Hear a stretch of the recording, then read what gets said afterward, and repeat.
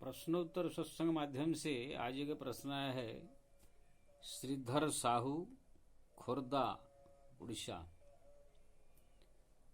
उनका प्रश्न है, जो जगह जगह सो मंदिर निर्माण होता है, लोग दान देते हैं। मंदिर की जगह पर अगर हॉस्पिटल होता तो इसमें मतलब अच्छा होता या क्या? आप उसके बारे में कुछ सुनाइए। देखिए जी, आप अभी मन में खाली भौतिक चिंता विराजमान है, इसलिए आपको ये है इसे दिखाई दे रहा है। हॉस्पिटल जरूर बनना चाहिए, जगह जगह हॉस्पिटल हो, मेडिकल हो, लोगों की जो है शरीर का बढ़िया से चिकित्सा हो, अच्छा है, होना चाहिए। लेकिन मंदिर काट करके, मंदिर न बना करके, मंदिर का पैसा लेके चिकित्सा क्या बोलते हैं हॉस्पिटल बनाए उसमें, तो ये उचित नहीं कि ना। संसार में हर एक चीज की जरूरत है। जैसे दाल भात रोटी सब्जी ये भोजन है। आप बोले कि दाल क्यों खाए, दाल की जगह पर खाली चावल खा दे या चावल की जगह पर खाली दाल ही दाल खावे तो नहीं चलेगा ना। संसार में हर एक चीज की जरूरत है, हर एक चीज होना चाहिए। हॉस्पिटल जो है आपकी शरीर की चिकित्सा के लिए है। शरीर में कोई बीमार हो जाए तो आपका शरीर का जो है चिकित्सा हॉस्पिटल में होगा। लेकिन मन में जब आपके टेंशन आ जाए, किसी प्रकार मानसिक आपकी चिंता, मानसिक कोई दुख, मानसिक परेशानी या संसार का जंजाल का कोई ऐसे दुख आ जाए तो आपको हॉस्पिटल या कोई डॉक्टर आपको ठीक नहीं कर सकता है। आपको उसके लिए किसी मंदिर में जाकर के एकांत में बैठ करके भगवान का स्मरण करेंगे। मंदिर में रहने वाले जो साधु संत महात्मा, जो वहाँ के पुजारी, उनसे कुछ आप ज्ञान प्राप्त करेंगे, उनसे कुछ सत्संग करेंगे, उनसे कुछ सलाह लेंगे, तब जा करके जो है आपके मन में शांति होगा। मेरे पास यहाँ पर अभी हम देखता हूँ, जैसे किसका पुत्र मर गया, किसका जो है पत्नी मर गई, या किस प्रकार संसार में कोई वस्तुओं का नुकसान हो गया, ऐसे बहुत सारे लोग हमारे पास आते हैं। सो ये महाराज बहुत टेंशन है, ये है, तो उनको मैं बढ़िया ढंग से समझा करके, मिथ्या संसार, एक दिन सब जाना है, छोड़ दे, एक दिन जाएगा, कोई बात नहीं, मिला था भगवान ने दिया था, चला, इस तरह तरह की बातें उनको दृष्टांत दे करके समझाता हूं, तो बहुत से लोग मन में एक संतुष्टि का अनुभव करके जाते हैं। अब कह के जाते हैं, महाराज ये हम बहुत टेंशन था, आपके पास आकर के जो है ये सब मन बड़ा शांत हुआ। कि ना संसार में लोग जो है संसारिक वस्तुओं को सब अपना समझ के बैठ गए हैं, पूरा जकड़ करके। पुत्र पत्नी परिवार घर द्वार धन संपत्ति सब कुछ जो है सब मान के बैठ गए हैं। वो जानते हैं कि एक दिन सब छोड़ के जाना है, नंगा आए थे नंगा जाना है, लेकिन फिर भी पकड़ जकड़ जाते हैं उसमें। जब वो ज्ञान उदय हो जाता है, फिर उनका मन में जो नुकसान हुआ था वो उसके प्रति सारा टेंशन दूर होता है। बहुत सारे मतलब शांति अनुभव होती है मंदिर में। जब घर में कोई बवाल हो, लफड़ा हो, किस प्रकार टेंशन हो, जब आप किसी मंदिर में जाकर एकांत में बैठ करके भगवान का ध्यान करते, स्मरण करते हैं, तो मन में एक शांति का अनुभव होती है। इसे बहुत सारे माने मन का इलाज आपको कोई डॉक्टर के पास नहीं मिलेगा।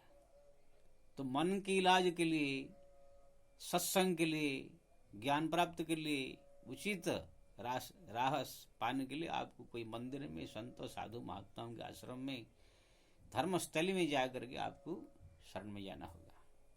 इसलिए हमारे जो बड़े बड़े राजा महाराज भी जब जीवन में कोई टेंशन, कोई परेशानी, कोई तकलीफ जब उनको होता था, तब किसी संत गुरु के शरण में जाकर के जो है अपना जो है शंका का समाधान करते थे। सिकंदर जैसे सम्राट भी, उनके मन में था कि मैं समग्र विश्व को जीत लूं, इस प्रकार से जीतता गया, लेकिन भारत में आया तो कि संत से मुलाकात हो गया। संत जी ने उनको जो है ऐसे ज्ञान दिया कि तुम इतने सब जो जीत रहे हो, इतने सब जो इकट्ठा कर रहे हो, आखिरी कितना भी कर लो तो भी 4 रोटी खाना है, 2 एक कपड़ा पहनना है, एक ही घर में रहना है। तो इतने भरे दुनिया भरे नरसंहार करके ये सब क्या करोगे सब? इसका मतलब तुम बड़े भिखारी हो। भिखारी जो होता है जिसको कमी होती है वो और सब मांग करता है और इकट्ठा करता है। तुम्हारा मन जो है तृप्ति नहीं हुआ है इतना होने के बाद भी, इसका मतलब और ही प्राप्त करना चाहते हो, मतलब एक बार भिखारी हो आप। क्या क्या इसे ज्ञान संत जी ने ज्ञान दे दिया, तो सिकंदर को ज्ञान हो गया, वापिस चला गया। और मरते समय जो उसने कहा कि मेरे हाथ को जो है फैला करके अर्थ में ले जाना, क्योंकि ना लोग को ये जाने मैं इतना जीता, इतना संपत्ति पाया, तो भी खाली हाथ जा रहा हूँ।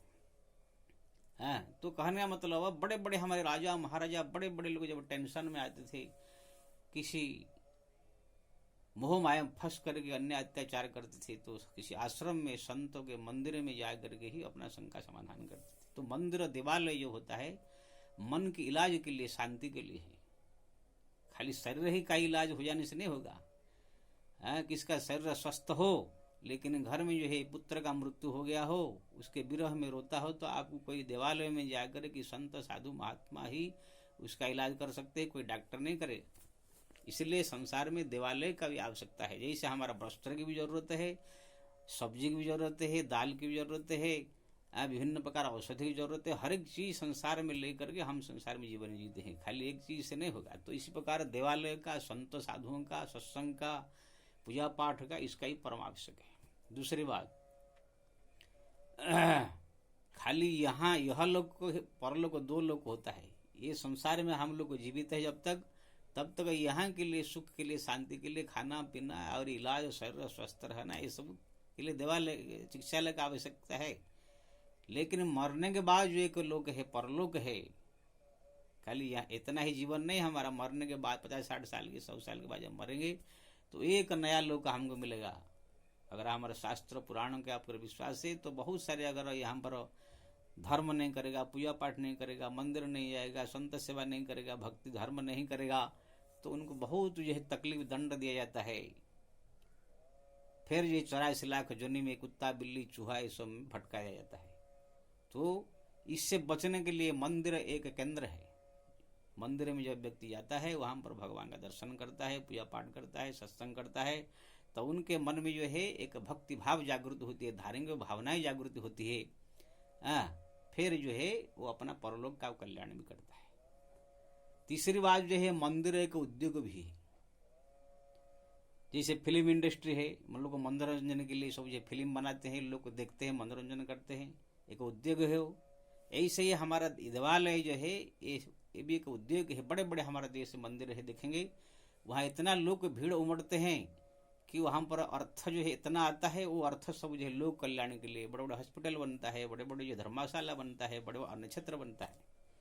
आप तिरुपति बालाजी मंदिर देखेंगे, वहाँ पर उनके जो बड़े बड़े धर्मशालाएं हैं, बड़े बड़े जो है हॉस्पिटल है, बड़े बड़े लोक कल्याणकारी कार्य सब है। वहाँ पर और नक्षत्र 24 घंटा चलता है। तिरुपति बालाजी अगर कोई चले जाए, कोई भूखा प्यासा आदमी हो, जीवन में कहाँ भोजन पानी नहीं मिलता हो, उनका परिवार साथ लेकर अगर तिरुपति बालाजी चले जाए तो वहाँ पर जीवन भर के लिए उनको 3 टाइम 4 टाइम भोजन जो है वहाँ पर मिलेगा, और नक्षत्र 24 घंटा चल रहे।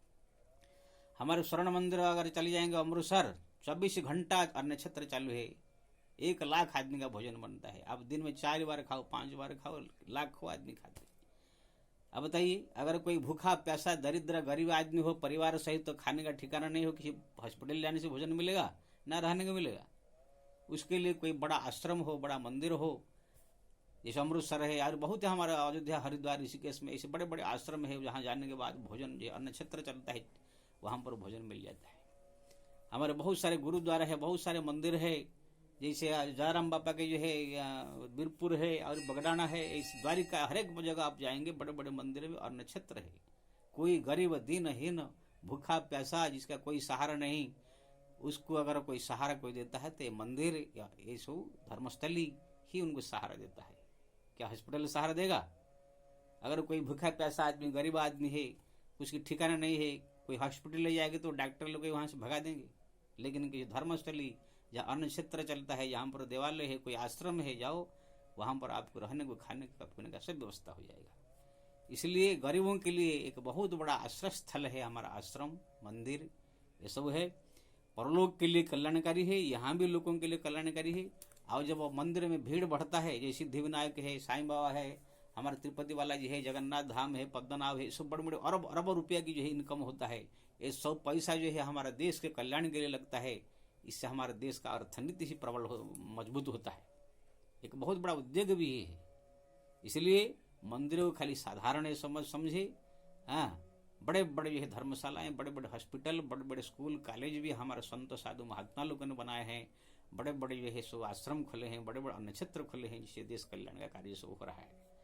इसलिए मंदिर जो है साधारण कोई चीज नहीं है, बल्कि मैं कहूँगा कि हॉस्पिटल कम हो और मंदिर जगह जगह ज्यादा हो, जिससे लोगों के मन की शांति मिले, लोगों के लिए आश्रय स्थल बने, लोगों को जो है कल्याण हो, यहाँ भी कल्याण हो और परलोक को भी कल्याण हो। तो आप समझ गए होंगे श्रीधर जी। तो आप जो है मंदिर का जो है साधारण आप समझ रहे, वो साधारण नहीं है, बहुत बड़ा चीज है हर प्रकार से। मैं तो अगर इसके मंदिर के बारे में व्याख्या करूँ तो मेरे को 2 घंटा प्रवचन हो जाएगा, लेकिन वीडियो ज़्यादा बड़ा नहीं होना चाहिए, इसलिए मैं आपको समझा दिया, आप अवश्य समझ गए होंगे। इसके विषय में एक कविता भी लिखा हूँ आज, उसको भी मैं बता देता हूँ। अवश्य बनाओ बहुत सारे देश में चिकित्सालय, अवश्य बनाओ बहुत सारे देश में चिकित्सालय, लेकिन साथ साथ में बनना चाहिए भगवान के लिए देवालय। हॉस्पिटल बनना, कोई चिकित्सालय बनना खराब नहीं कह रहा हूँ, लेकिन साथ में भगवान का देवालय बनना चाहिए। क्योंकि तन की चिकित्सा तो होती है चिकित्सालय में, शरीर का चिकित्सा होती है चिकित्सालय में, मगर मन की चिकित्सा होगी सिर्फ देवालय में। मन का जो है शांति मिलेगा आपको देवालय में। चिकित्सालय काम आएंगे, चिकित्सालय काम आएंगे श्री राम, चिकित्सालय काम आएंगे यहाँ के लोग के लिए, पर देवालय काम आएगा परलोक के लिए। ये चिकित्सालय केवल ये शरीर के लिए, यहाँ लोग के लिए काम आएगा, लेकिन देवालय जो है भगवान का मंदिर जो है वो परलोक के लिए काम आएगा। देवालय एक उद्योग भी है, लाखों लोग उमड़ते हैं, इसी से देश के हमारे अर्थनीति सुधरते हैं, देश का अर्थनीति सुधरते हैं। बहुत सारे मंदिरों बहुत सारे मंदिरों के द्वारा, बहुत सारे मंदिर के द्वारा लोक कल्याणकारी कार्य होता है। चिकित्सालय में तो वैसे पैसे लगते हैं, चिकित्सालय में तो पैसे लगते हैं, देवालय में निःशुल्क होता है।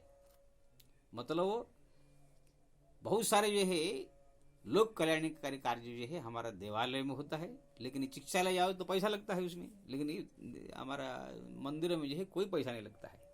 बहुत सारे मंदिर के द्वारा लोक कल्याणकारी कार्य होता है, चिकित्सालय में तो पैसे लगते हैं, देवालय में निःशुल्क होता है।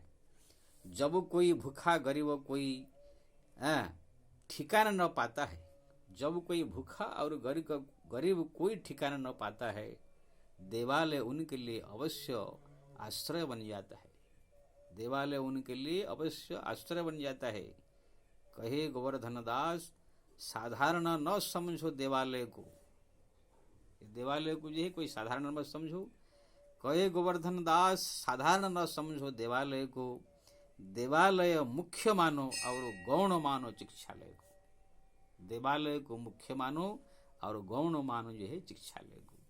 तो ये आपको जो है बता दिया मैं, अवश्य आपको समझ में आ गया होगा। इसलिए आप देवालय को साधारण मत समझिए, ये बहुत बड़ा हमारा देश के शांति के लिए, परलोक कल्याण के लिए, यहाँ के कल्याण के लिए, हर प्रकार से हमारा फायदा ही फायदा। जय श्री राम।